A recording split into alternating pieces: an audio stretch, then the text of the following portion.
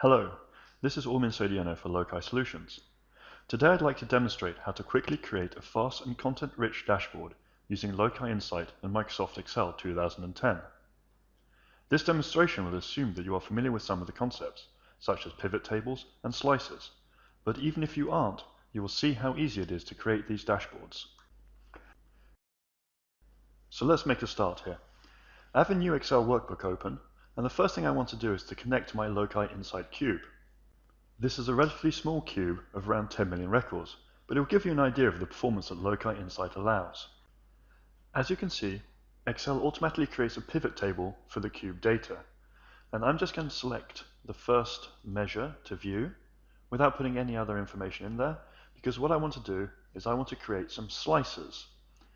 Slices are Excel's built-in selectors, and I'm just going to add selections for the product class description, the sales region and country,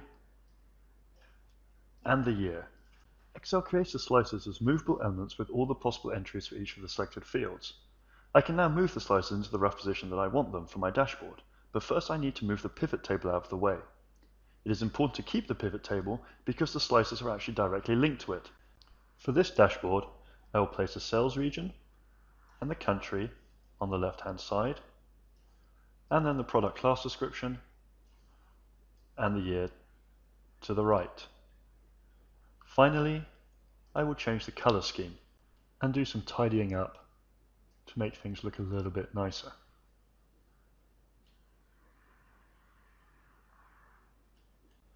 With the slices in place, I can now actually add some data.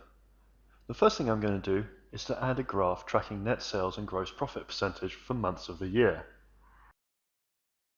To do this, I go back to my original pivot table which I moved out of the way earlier.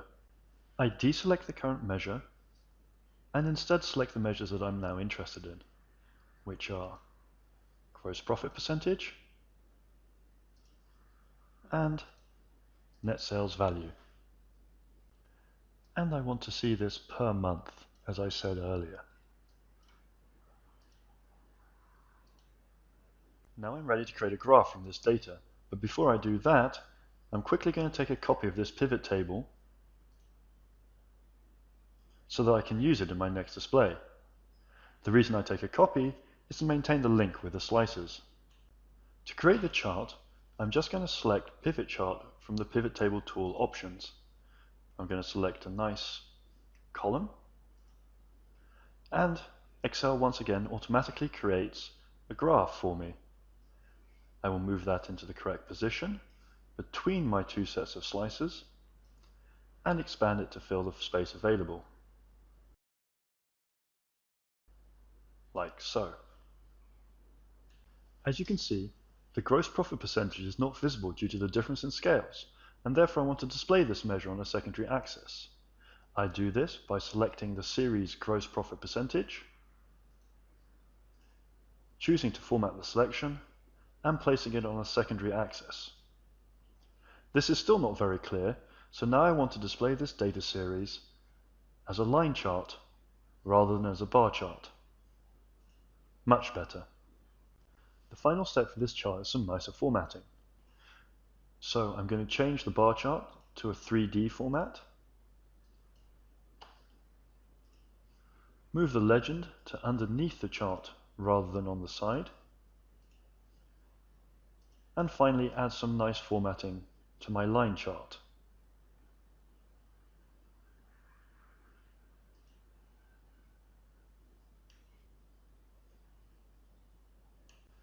And there you have the first part of our dashboard. The second part of the dashboard will be a table of the monthly sales per brand. To build this, I return to the second pivot table we created earlier and make the required changes. First, I remove the gross profit percentage since I no longer need this. I switch the month from the row to the column. And finally, I select brand description as a new row.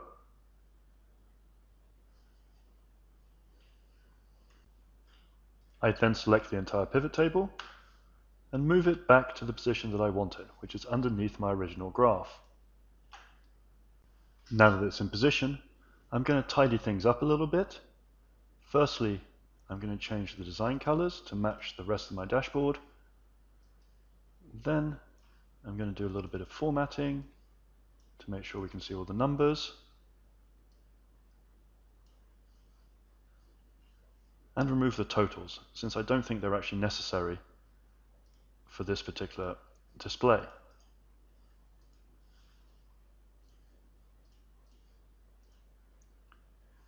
Okay. I'm not too worried at this stage that things are beginning to look a little bit spread out and messy. I will tidy everything up once I have all the elements in place. The final piece for this display is to add some spark lines. On the left, we add a column representation of the monthly sales, and we copy that down through all the various brands. Don't forget to add a few more at the bottom, just because in another month or another year, there may be more brands than you have in this current set. And on the other side, a win-loss spark line highlighting the lowest and highest selling months for each particular brand. Again,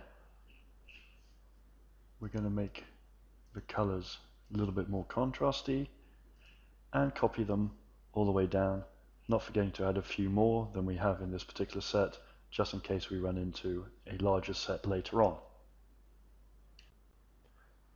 The last thing I want to do for the current dashboard is to add a small chart highlighting the annual sales per brand.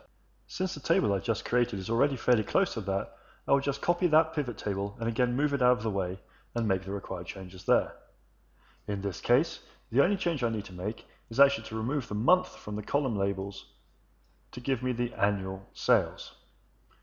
I can now add a chart to this. I will select a pie chart in this case, and once again move it to the position that I want it at, which is over here, just underneath my sales region and country slices. The final part of the process is to clean everything up and make sure that it all fits onto the screen. This can obviously take a while to get everything perfect, but in this case I'm just going to move some things around here quickly to tidy things up. Move the graph across, make it a little bit bigger,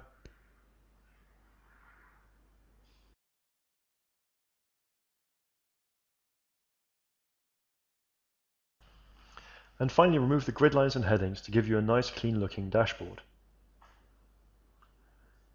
And there you have it. Now we can see the dashboard in action. Because we linked everything to the original pivot table, any change we make in the slices is reflected across the entire dashboard. So I can select a sales region, a country, a class of product, or change the year, and the entire dashboard changes to reflect those selections.